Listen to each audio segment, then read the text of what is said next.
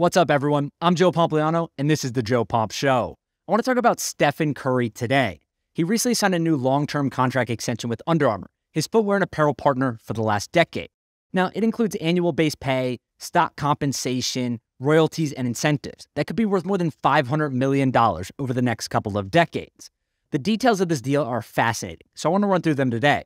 But the most logical place to start is in 2009. Now, most of you probably know that Stephen Curry wasn't that highly recruited out of high school. He was a 3-star recruit, and he actually didn't receive a single Division I basketball scholarship. So he goes to Davidson, he's playing with lawyers, accountants, and future doctors, and he leads his team to the Elite Eight in the March Madness tournament. It was amazing. He's this 165-pound soaking wet kid, pulling up from anywhere on the court, and he lights the world on fire. That helps him get drafted 7th overall in the 2009 NBA draft by the Golden State Warriors.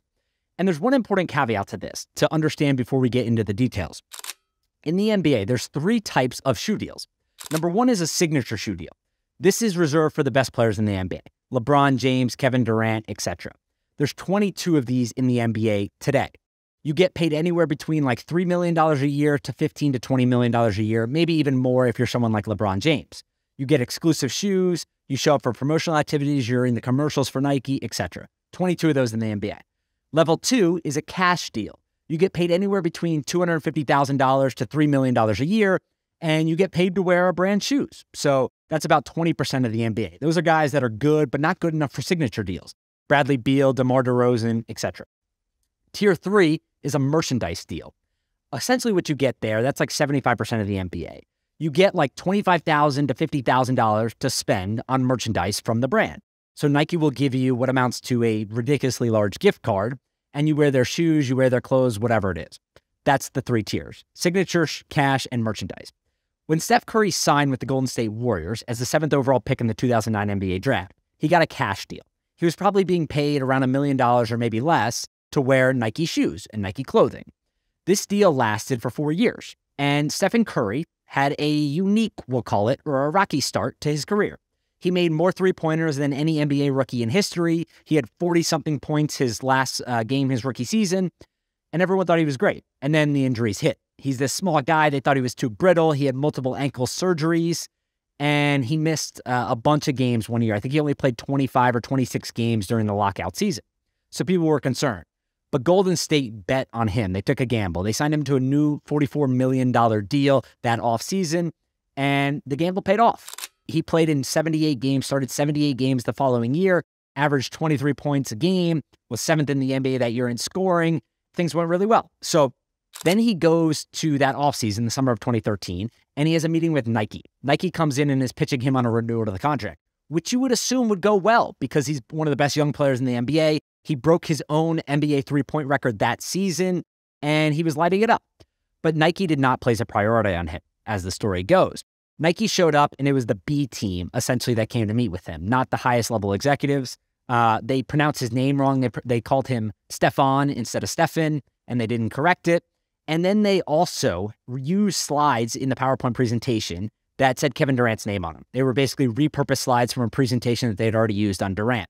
So Curry and his dad, who was at the meeting, Del Curry, knew that he was not a priority for Nike. They ended up leaving Nike and signing a $4 million deal annually with Under Armour. And this is interesting for a couple of reasons. Number 1, Under Armour was essentially irrelevant when Stephen Curry signed with them. Their biggest name signings were Brandon Jennings and Kemba Walker at the time, Grievous Vasquez, people like that, like nobody. And they only had 0.35% market share in the United States when it came to retail sales for basketball shoes. Nike dominated. Nike was like 90+%. So everyone was confused why he would sign with them, etc. Nike actually had the opportunity to match the deal on a first refusal, but they denied. They declined it. They didn't think he was worth $4 million. He ends up signing with Under Armour, and boy, did this bet pay off. It paid off because the Warriors hire Steve Kerr, and the dynasty begins. He brings his offense along that is just perfect for Klay Thompson and Steph Curry, the Splash Brothers, and they light it up. They end up winning their first championship in 40+ years. Steph Curry wins a unanimous MVP. He doesn't even play in like 20 fourth quarters that year because they're just lighting teams up nonstop. And everything changes for Steph Curry. He actually ends up re-signing a new deal with Curry that offseason because things are going so well. There wasn't a single person that year in 2016 that sold more NBA jerseys than Stephen Curry. Not LeBron, not Kevin Durant, not Kyrie Irving, no one. And there actually wasn't a single person that sold more basketball shoes that was active in the NBA. The only person that sold more shoes that year was Michael Jordan.